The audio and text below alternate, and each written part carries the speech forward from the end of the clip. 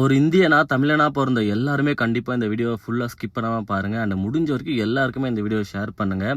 விடிஞ்சா எலக்ஷன். நாம ஒரு ஜனநாயக நாட்டுல இருக்கோம். இந்த நாட்டுல மக்களாட்சி நடந்துட்டு இருக்கு. மக்களாட்சி அப்படின்றது மக்களுக்காக மக்கள்லேருந்து ஒருத்தவங்கள தேர்ந்தெடுத்து நடக்கிற ஆட்சி தான் மக்களாட்சி.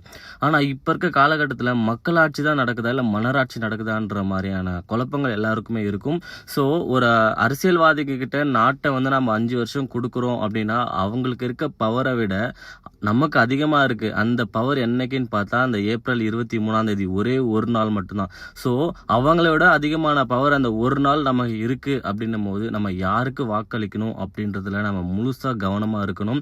ஸோ அவங்க காசு குடுக்குறாங்க, இவங்க காசு குடுக்குறாங்கன்றதால நீங்க கண்ண மூடிட்டு அவங்களுக்கு ஓட்டு போட்டுறாதீங்க தயவு செஞ்சு. சுயமா சிந்திச்சு நாட்டை நம்ம யார்கிட்ட குடுக்க போறோம், நம்மள யார் ஆட்சி செய்யணுன்றத நம்ம தான் முடிவு பண்ணணும்.